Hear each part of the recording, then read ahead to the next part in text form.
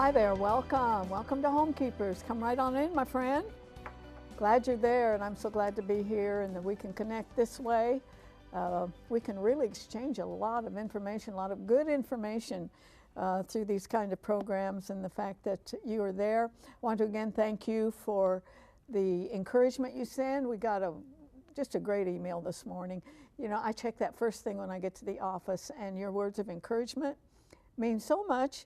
And I want to thank you for taking the time. We're in an era, you know, where everything's so quick, you know, we just send a little text, blah, blah, blah, blah. But when somebody takes time to really sit down and encourage you, means a lot.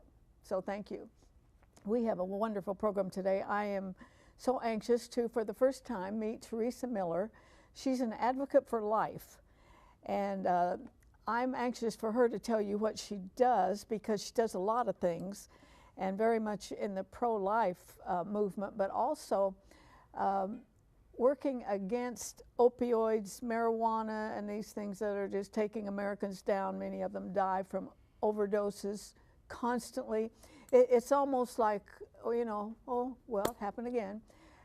Like we're getting used to it, and we need to be very concerned about it. So this lady's going to give us some information that we all need. I'm so happy to have her. I'm going to join Stephanie, listen to this, chocolate almond top cheesecake. What could be better? It looks beautiful, so I'm anxious to try it, and you can watch Stephanie make it. My job today is to spray the pan, so she's going to be doing all the work, okay? Before I join her, though, I know I've offered this book a lot. I started it the beginning of the year, and I think I'm a bit of a connoisseur on devotions because I've done devotional books for decades, and you know, my utmost for his highest, and all those that you're familiar with, Streams in the Desert, I've done all of those. This one by Carol Kent really stands alone, and we are offering it to you again for that gift of at least $20 to the program. You can use the 800 number, which is on your screen, or you can write to us at Box 6922, Clearwater, Florida 33758, and we will get it out to you. It's very unique, and she is just one of the best writers in Christendom today. We're fortunate to have her on this program once a month. So I hope you'll take advantage of that. It will bless your life for sure. And how are you today? I'm good. How are you? Good, good. This should be called the easiest cheesecake ever. It should have. Yes.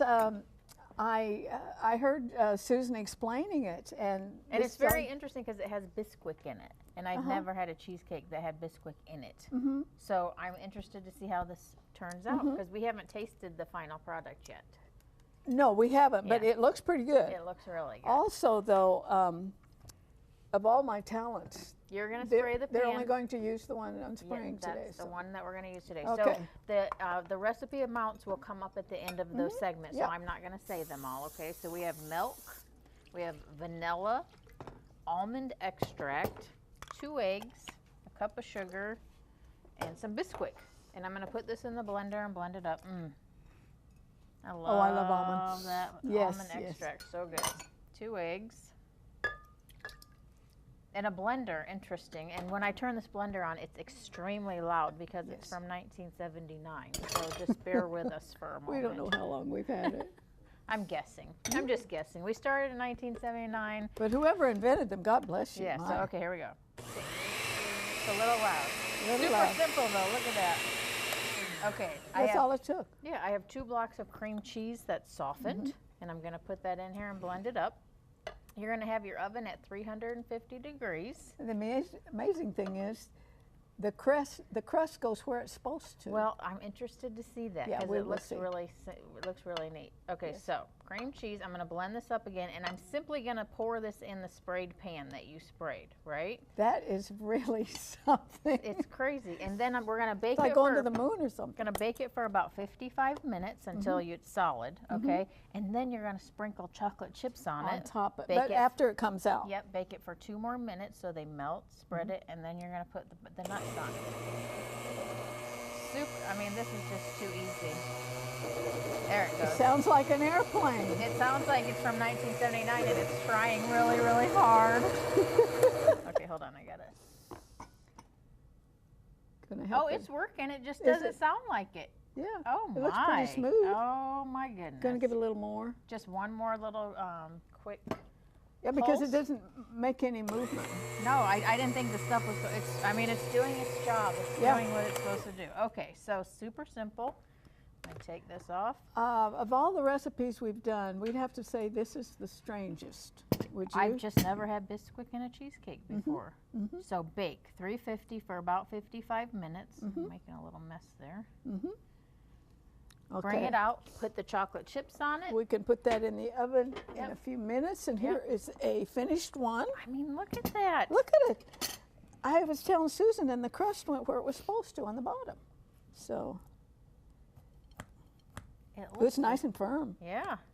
And then you refrigerate it for 3 hours. You want it to get nice and chilled. Yummy. There's a cake thing there if you want to use that. If you want to be proper. I absolutely would like to be proper. You are It's the class. coming. You're the classy one of the duo.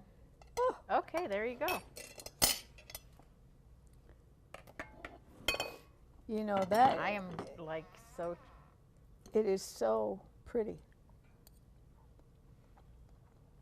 Tastes like good It's cheesecake. so good, right?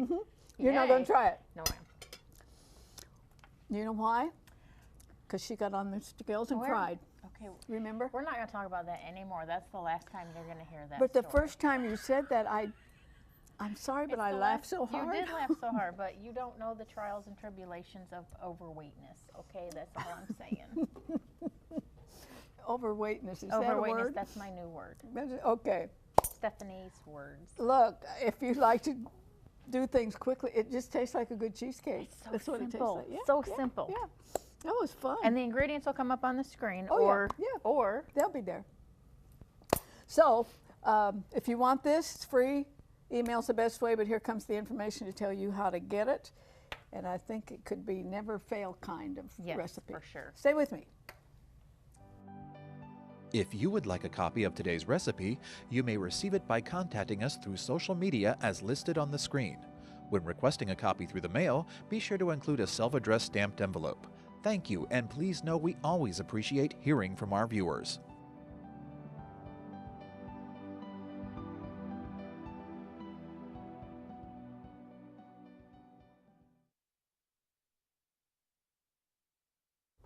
I'm so pleased to welcome Teresa Miller to the program because I like people who can teach me, and I have a feeling you feel the same way. And I think she's going to teach us on a few things. Welcome to the program. Thank you. Thank you. You're one of God's servants that's out there. It seems like you got a lot of irons in the fire because before the program you were talking about an e-blast to people to support a certain bill in Tallahassee. Right. We really need people like you. We really do. Well, That's thank wonderful. you. Can I want to get on your list, okay? Okay, Okay. absolutely. What gave you a heart for life? Your title is, you're an advocate for life. And it's not only the abortion issue, but it's also drugs that are killing Right. people. Well, as I was reflecting before the show, about 15 years ago, I was a stay-at-home mom, loved raising my boys and being involved, but they were beginning to graduate from high school, and so I said a prayer to God. I said, God, what do you want me to do? You've given me these talents. I'm ready to go to work, and I thought I'd hit the workforce, and I heard his voice say, just be patient, you'll know, and I'll show you. And patience is not a good quality of mine that I really have to work on it, but I was, and about 2 years later, I got what I call a funky email from my son who was away at college, and I knew something was up, and I told my husband he needs to come home. Well, we knew he'd been smoking marijuana, and we told him we didn't want him to, but I really didn't know how strong the drug was then and what it often led to. Mm-hmm. And what had happened was he smoked marijuana for a year, and because of that, when he tried his first opiate, his exact words were, I loved it. And from there, he just went on to a severe addiction to OxyContin. So he was at school and not doing well, and I just knew from a mother's heart, we need to bring him home. And we put him in a detox, and it's when he was coming out and I didn't recognize him that I teared up and I took a deep breath and I said, okay, God, what do you want me to do and how do you want me to do it? Wow. And I just hit the ground running. I went to USF a couple months later and started to get I got a master's in mental health counseling so I could better understand what addiction was. And I didn't want someone's family that I knew and even that I didn't know to go through what we knew if I could help them and I hadn't talked to people and told them how bad drugs are and what they can lead to and how devastating they are to a family when they're abused. I think the Lord has sent you here. I have no doubt. Actually, I think until, what, a year, 2 years ago, I never heard the word opioid. I'm not even sure of what it means. Well, it's really a derivative of the opiate plant, and it's synthetic or taking parts of. So it's an opiate, which is a narcotic then, or narcotics are opiates, and they're the pain pills that were originally intended for severe pain, but the pharmaceutical companies found that they could make a lot more money if they said it wasn't addicting and if they got people to use it for chronic pain. And so sadly, well, yes, just, and I mean, just I beyond feel that, sad. I feel that reaching to Washington, D.C., there are people elected that we've sent, but they've got some real connections to the pharmaceuticals.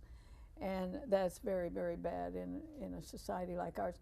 But as just a layman, and other people I've had on, I've learned that marijuana is not the kind of a little thing that's not going to hurt you.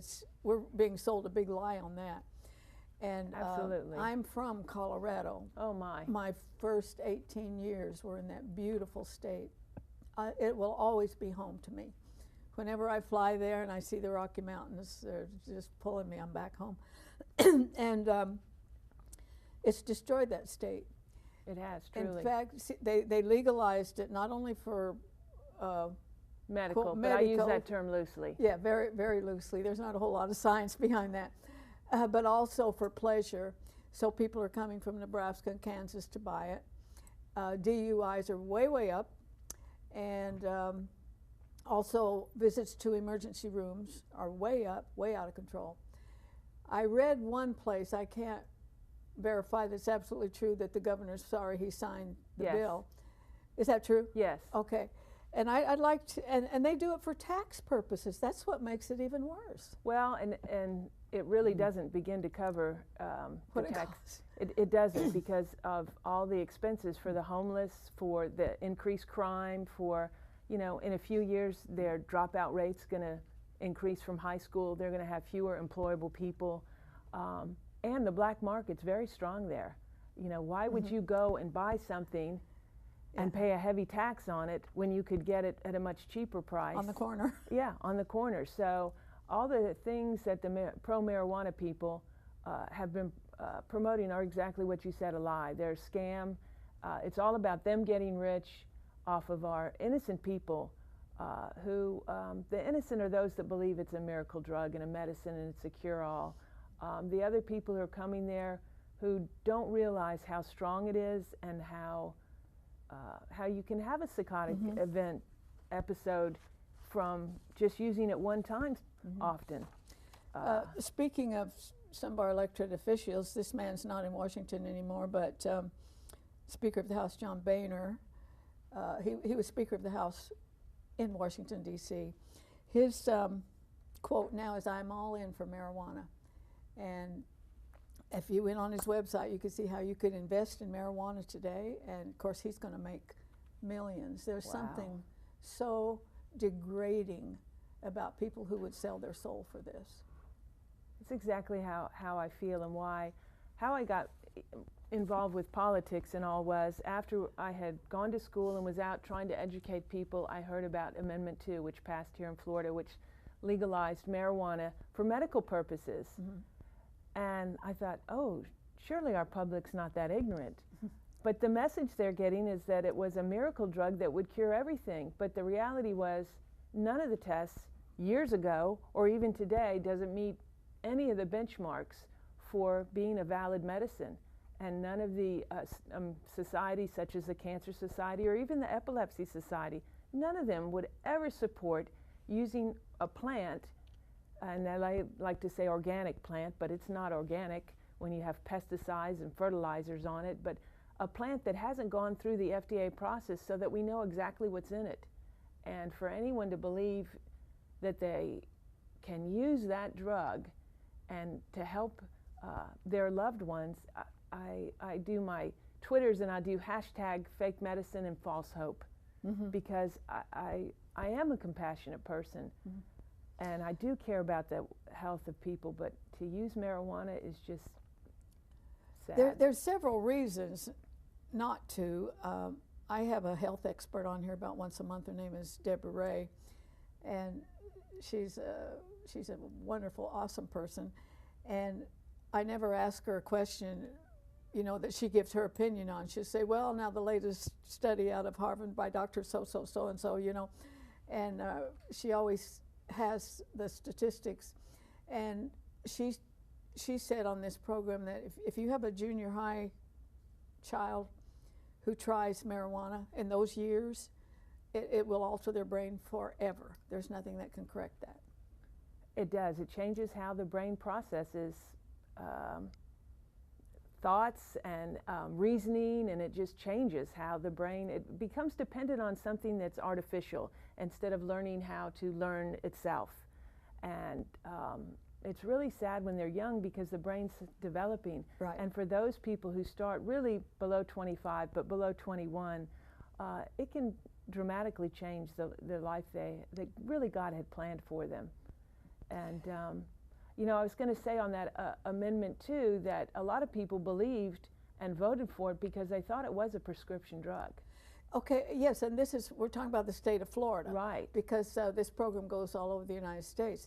Now, but elsewhere throughout the nation, when I've spoke to people and they say, oh, no, it is a prescription. And I said, no, it can't be a prescription when you vote for it. Now, Florida, have they voted to make the pleasure drug just okay? No, not Not yet. yet. But really, this is, you know. That's the door open. Yes, someone said, you know, the medical is just really giving someone a card who wants to use it recreationally. Because one of the reasons you can use it is for PTSD and pain and all these things that really are, you know, really mental and hard to detect. Is there any kind of medical science behind this? If there are some prescription drugs that have cannabis in them, and to include CBD and THC, and they've been around since 1985, and they're legal here. They're prescription drugs. They're not the doctor's typical first choice line of defense for whatever disease they've been specific for, such as if some cancer patient is nauseated, they can take Marinol, and it's supposed to help them feel better. But I've had parents take it and said it didn't help them. Now it might help some, but there are some valid prescription medicines. They've been around forever, and they're not that good. So, how is your son doing? Well, he did really well for about 5 years, and then what I like to say is he stopped doing what he needed to do. To stay healthy and clean. He slowly stopped going to meetings, told himself he didn't need that, stopped being involved in some of the sports activities he was. He was volunteering to help in his community and stopped doing that. And somehow he ended up, he said, at the wrong place at the wrong time. And I said, well, that's not the truth. If you would have been doing what you needed to do, then you wouldn't have ended up there. And if you had, you would have had the strength to say no. And he's never really gotten back on track. And it breaks my heart. Of course it does. That he's not healthy. But, you know, I just know God has a plan for him. He turned 32 the other day. And in my heart, that's such a special year that, you know, I know God has plans Drugs for him. lie to you, don't they? Oh, yeah. Drugs are liars. They're really, and marijuana is, I think, the biggest devil in our society. I heard Sheriff Grady Judd from Polk County. I love him. Yes. I'm going to interview him someday. But he said it's the absolute gateway. It opens the doors to all the other drugs. Marijuana lies to you and says, well, this one's okay. Right. In fact, in his county last year, I don't know if anyone heard, but a lot of things that happened there, he gets on the news for and people hear. There were two young boys that were, I think around 5th or 6th grade, had been friends for a while, and all of a sudden one of them decided to beat his friend to death with a bat. And no one knew what happened. Well, just before that had happened, they had smoked some pot together. And it must have caused, the one young man to just have a hallucinogen episode and kill his friend. But see, I don't understand them because I don't want to take anything that might alter this. I mean, not even an aspirin if it could do that. So I don't understand people who take even with alcohol. It's gonna alter your thinking. I kind of want to be in control of what I'm doing at least. Well, I was at a meeting yesterday, a faith-based meeting, and we were talking about it's for the opioid crisis here in our Tampa Bay area, and someone was mentioning the lost connection, and I thought, that's it. People have lost connection with each other. They're so involved in the internet and texting and all the other things that are quick, instant gratification, that I think people just seek that in using drugs, and to soften the wound of whatever's wounding them, instead of really, to me, turning to God, who you'd have with you every minute of the day, and you would have his answer. So, but is there any way to stress strongly enough, stay away from marijuana? They're lying to you. Yes. How do you get the message out? It's been really hard. There's a great book that came out that he's getting a lot of traction from. Tell Your Children the Truth About Marijuana, Mental Illness, and Violence. And his name is Alex Berenson, I believe. And is he talking about the connection? He's talking about the connection not just today, but over 100 years ago. And how one example was in Britain, they were doing tests, and they were doing longitudinal studies, and some of the kids had used marijuana, and they were just tracking this large contingency of children. And they realized early on how it led to mental illness and violence. So they published those studies and really promoted the results of them. And would you believe today they don't have the marijuana problem nor the opioid problem that we do in our states? Now, which country is this? That was in Britain. And so, over there, and so they don't have the problem. And that's some of the information he gave in the book. Because sometimes when things are happening here in the United States, you just assume it's worldwide, but it's really not. That's very true. A lot of these nations do their own thing, which is probably good. And, as you were saying, what happened in Britain and all, and that we have a former Speaker of the House who has said, I'm all in for marijuana. That's what he said. And on his website, you can buy stock. You can buy stock into it. I just don't know how that could be legal. It's disgraceful. And it's illegal federally. And I really continue to pray it stays that way, because if that's legalized the way it was in Canada, it's really devastating. Now, are there any studies that you might know of where somebody has used it and for a period of time maybe and stopped? Does whatever happen to the brain, does it kind of heal and get focused like it should? I think in younger people, under 25, because 25 is really when the brain is typically fully developed. Of course, if you use drugs, I don't know if it ever gets fully developed. But in the young children, 13, 14, 15, there's no real repair the way like a liver repairs itself or something. The brain really, it's been altered during the developmental stages, so there's no real way that it can go back and figure out how to work right, I guess, is in non-medical terms how I would put it. Yes, and also I read some of the material that I saw on the website that you sent that smoking is not healthy. Right. And so now they're trying to say that vaping is healthy, which, I mean, nothing you put in your lungs is healthy, nothing. And, you know, in those vape pens now that they promote for tobacco, actually you can switch out cartridges and put marijuana in it, and very strong marijuana in it. And, you know, they have different brands. One of them was the Knockout brand, that you're supposed to take one puff and then it knocks you out. So, you know, there's nothing safe and healthy about any of those types of products or names. I noticed the vaping advertisements. What a crock. They try to make it sound so presentable, and I thought, well, I wanted to go back to smoking. You know, it is so ridiculous, but it sounds good the way they promote it, even the tone of their voices and all. It's a lie. It is. It's and more studies are coming out. Since vaping hasn't been around as long as the cigarettes, then, you know, they don't have all the scientific evidence that people like to have. But truly, smoking anything can't be healthy.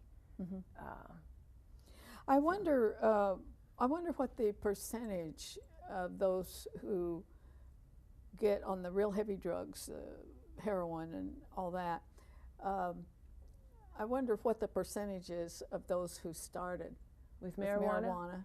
Maybe 99%. You know, it's pretty close to that, actually, because I like to say not everyone that smokes pot ends up using heavy drugs, but almost everyone who has used heavy drugs, such as heroin, cocaine, those two, or narcotics, almost all of them started with marijuana.